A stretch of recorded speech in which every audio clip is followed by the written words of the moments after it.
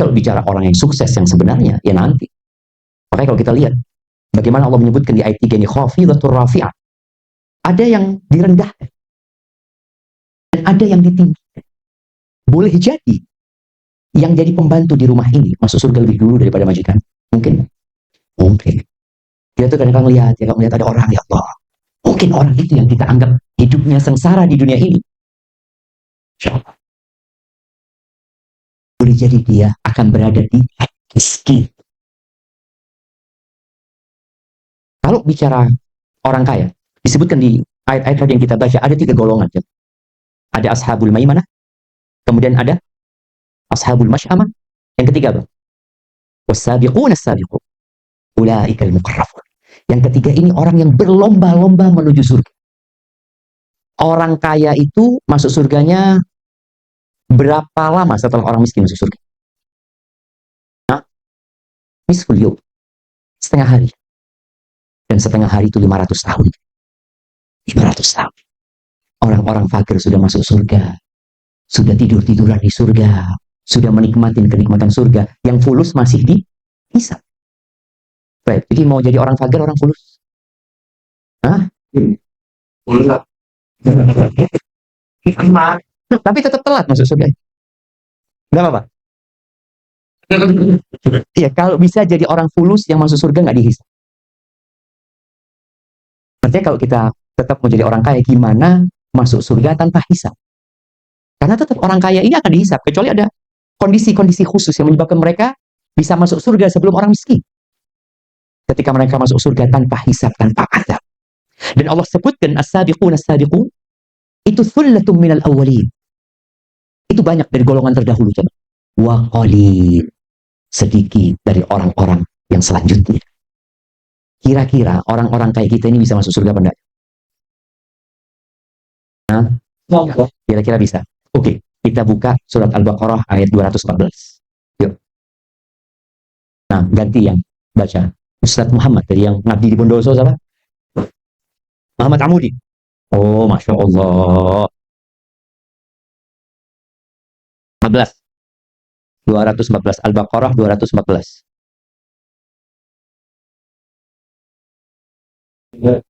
Mic-nya. Oh.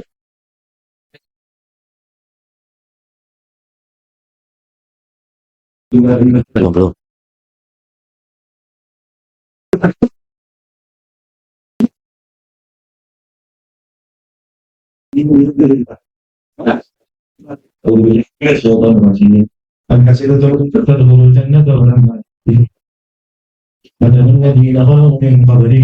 Min qablikum أسدهم البأساء والضراء وزلزلوا حتى يقول الرسول والذين آمنوا معه hatta yaqula ar-rasulu.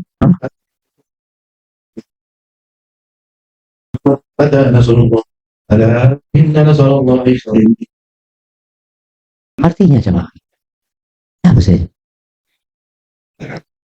Ataukah kamu mengira bahwa kamu akan masuk surga padahal belum datang kepada cobaan seperti yang dialami orang-orang terdahulu sebelum kamu? Mereka tertimpa kemelaratan, penderitaan, dan diguncang dengan berbagai cobaan. Sehingga Rasul dan orang-orang yang beriman bersamanya berkata, kapankah datang pertolongan Allah? Ingatlah, sesungguhnya pertolongan Allah itu dekat. Iya jemaah. Mungkin kita masuk surga. Kalau ayat ini disampaikan kepada para sahabat yang sudah 13 tahun mereka di Mekah, yang kemudian hijrah, gak punya rumah di kota Madinah. Rasul SAW itu kadangkala ya 2 bulan di rumahnya kompornya nggak hidup. Sahabat-sahabat kadang-kala nggak makan sampai 3 hari. Lalu Allah turunkan ayat ini. Kalian mengira kalian bisa masuk surga? Surga itu luasnya seluas langit dan bumi. Anda mau tanya di sini, siapa yang kebayang dia akan kaya seperti Elon Musk di sini? Ada yang menghayal anak akan jadi seperti Elon Musk?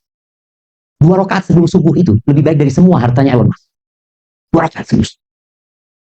Rasul SAW menyebutkan la maudhi'u sawti ahadikum fil jannah. Tempat 1 meter ya kira-kira. Tempat meletakkan pecut dulu orang itu. Di surga. Lebih baik dari semua hartanya Elon Musk. Elon Musk saja jadi seperti itu. Taat. Dia syukur. Kita lah. Yang ingin mungkin jadi 1/1000-nya Elon Musk. Kita taat untuk cari dunia. Allah pagi berangkat subuh. Sampai malam kadang kala. Terus kita berpikir kita mau masuk surga. Yang surga. Orang terakhir masuk surga. Itu dapat 10 kali lipatnya dunia. Terus kalau bicara produktif untuk akhirat, seperti apa syughulnya kita buat akhirat ini? Apa yang akan kita lakukan buat akhirat? Kita sering mengatakan seimbang antara dunia dan akhirat. Harap itu. Allah Azza Jalla mengatakan, bal tu'thiruna al-hayatad dunya. Kalian lebih mementingkan kehidupan dunia. Wal akhiratu khairu wa abqa. Akhirat itu lebih baik dan lebih abadi, jemaah. Rasul sallallahu alaihi wasallam pernah mengatakan berkaitan dengan orang yang dibenci sama Allah Azza wa Jalla. Innallaha yubghid. Allah itu benci. Kulla ja'dhariyin jawadin sakhabin bil aswaq. Allah benci sama orang yang terlalu rakus sama dunia. Banyak masalah. Teriak-teriak di pasar. Bisnis yang dia pikirkan bagaimana dia mendapatkan keuntungan yang paling banyak. Himar, kata Nabi SAW. Himar bin nahar jifa billahi. Ini orang keledai di siang hari. Yang ada dalam benak dia syughul, kerja. Di malam hari bangkai dia. Tidak pernah dia memikirkan, ya apa aku malam ini minta sama Allah, ya. Di saat Allah membagikan rahmatnya kita. Di siang hari untuk dunia, syughul gitu jemaah, kerja keras. Padahal salah satu tanda penghuni surga itu, kanu qalilan minal laili ma yahja'un. Mereka itu sedikit regutnya untuk mendapatkan tadi yang lebih dari semua yang dimiliki Elon Musk. Cukup regutnya sedikit, soal di malam mereka. Wabil ashari hum yastaghfirun. Ketika orang semua regut nunggu subuh, kita duduk istighfar, astagfirullah. Supaya kita keluar dari ucapan Nabi SAW, bangkai di malam hari, keledai di siang hari. Mungkin sebagian kita kalau bercermin, kayaknya aneh itu. Anak solimah. Pernah Anda berpikir untuk minta sama Allah Azza wa Jalla, dunia dan isinya ini tidak lebih dari satu sayap nyamuk. Makanya kata Nabi SAW, "Lau kanatid dunya ta'dilu 'inda Allah janaha ba'udah." Kalau dunia ini nilainya di sisi Allah seperti satu sayap nyamuk, masa kau minha kafiran syarbatama. Orang kafir nggak akan Allah kasih seteguk air. Ya Allah bagikan. Dan kata Nabi SAW, "Innallaha yu'tid dunya man yuhibbu wa man la yuhibbu." Allah membagi dunia ini kepada manusia yang Allah cintai dan kepada manusia yang Allah tidak cintai. Allah berikan kepada Fir'aun. Allah berikan kepada Nabi Sulaiman dunia ini. Wala yu'til iman illa man yuhib. Tapi Allah tidak kasih iman kecuali kepada orang yang Allah cintai. Jadi kalau kau ingin tahu kita ini dicintai Allah atau tidak, kita kan dikasih iman nggak sama Allah SWT. Kita kalau kehilangan 2 rakaat sebelum subuh, ini bukan salat subuhnya, sunnah. Kita tuh merasa sedih nggak? Ya Allah, yang lebih baik dari dunia dan isinya hilang pagi ini. Kita perlu merasakan kita ini benar-benar dicintai Allah atau tidak. Kalau dunia, kita lihat di Indonesia ini 10 orang terkaya di Indonesia yang Muslim berapa? 1. Khairul Tanjung. Ini nomor 10. Sisanya non-Muslim. Maka Allah bagikan dunia ini. Terus kembali kepada yang dibenci sama Allah tadi. Nabi SAW mengatakan tentang orang ini. Alim bid dunya, jahil bil akhir. Orang ini pintar kalau suruh cari fulus. Tapi bodoh tentang akhirat. Tahu dia jalan ke surga itu mana sih? Kalau kita bicara bagaimana kita bisa menyeimbangkan antara dunia dan akhirat, mau tidak mau kita harus belajar. Kita harus ngaji. Dan alhamdulillah Allah sudah turunkan Al-Quran. Usahakan paling tidak tiap hari ini kita baca Quran. Kalau bisa one day one juz, maksudnya iso. Padahal satu ayat itu 10 kebaikan. Satu huruf itu 10 kebaikan. Satu ayat itu lebih baik daripada seekor onta yang besar. Tapi kenapa sebagian kita nggak bisa? Kalau bicara waktu, dia seharusnya punya waktu lebih banyak. Kalau bicara sehat, dia sehat. Bicara nikmat, banyak Allah kasih nikmat sama kita. Tapi kenapa Allah nggak kasih nikmat kita baca Quran? Kalau tadi sholat malam, sebagian kita mungkin sulit mau sholat malam.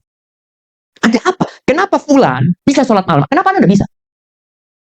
Kalau bicara sehat, kayaknya Anda lebih sehat dari fulan. Anda lebih muda. Kalau bicara nikmat, lebih banyak nikmat yang Allah berikan ke Anda daripada ke fulan. Tapi kenapa fulan bisa sholat malam? Anda nggak bisa. Pernah datang seorang kepada Hasan Al-Basri. Dia tanya, ya Imam, kata dia, ya Aba Sa'id, aku ini sudah siapkan air untuk berwudu. Karena zaman dulu, tak seperti sekarang buka keran keluar air. Mereka harus siapkan airnya untuk sholat malam. Aku sudah siapkan, dan mungkin dia juga sudah istirahat di siang hari agar malamnya bisa bangun. Tapi kenapa aku nggak bisa bangun? Kenapa orang-orang bisa bangun? Kenapa aku nggak bisa bangun? Apa kata Hasan Basri? Qayyadatka dzunubuka. Engkau dirantai sama dosa-dosa. Jadi terkadang kita ini punya kesempatan untuk mendapatkan surga, tapi nggak diambil. Ayat yang tadi kita baca, itu sahabat capek, berdarah-darah, masih turun ayat ini. Kira-kira kalian bisa masuk surga? Apa perjuangan kalian? Makanya Abdurrahman bin Auf, dia jemaah. Ini termasuk sahabat yang kaya raya, yang kemudian dia hidup setelah Nabi SAW, ketika dunia dibentangkan, dia takut. Dia mengatakan, aku takut ini termasuk kesenangan yang disegerakan sama Allah SWT. Nanti takut nggak dapat apa-apa. Rasul SAW pernah habis sholat subuh, itu sahabat menghadang Nabi SAW, mau pulang Nabi SAW. Lalu Nabi bertanya, kalian dengar ada fulus yang datang, ada harta yang datang dari Bahrain? Naam ya Rasulullah. Mereka susah. Lalu Nabi menyampaikan kepada mereka, wallahi mal faqra akhsha alaikum, demi Allah aku tidak takut kefakiran menimpa kalian. Nggak takut. Wa innama akhsha an tubsata alaikum dunya. Yang aku takutkan ketika dunia dibentangkan buat kalian. Apa yang akan terjadi? Fatanafasuha. Kalian akan bersaing untuk mengumpulkan. Kama tanafasuha, sebagaimana orang-orang terdahulu seperti Qarun, ya, bagaimana Fir'aun, mereka berlomba-lomba mengumpulkan dunia itu. Kemudian dunia itu akan menghancurkan kalian sebagaimana pernah menghancurkan orang-orang terdahulu. Maka jangan sampai kita produktif untuk dunia, untuk akhirat ternyata kita berpikir amalan itu yang penting sedekah, yang penting berbagi. Sahabat-sahabat yang fakir itu pernah mengeluh kepada Nabi SAW. Mereka mengatakan, ya Rasulullah, dhahaba ahlud duthur bil ujur. Ya Rasulullah, itu orang-orang fulus diborong semua pahala sama mereka. Tuh, kok bisa kata Nabi SAW? Yusalluna kama nusalli. Mereka sholli seperti kita sholli. Yasumuna kama nasum. Mereka puasa seperti kita puasa. Artinya dalam hal ini sama. Yang nggak sama, wa yatasaddaquna bi fuduli amwali. Mereka bisa sedekah, kami nggak bisa sedekah. Terus Nabi SAW mengatakan, kalian mau nggak aku kasih tahu amalan yang kalian bisa bersaing sama mereka? Disuruh baca subhanallah setelah sholat, ya alhamdulillah, Allahu akbar 33 kali, 33 kali. Senang nih sahabat yang fakir. Tahu-tahu yang fulus-fulus dengar.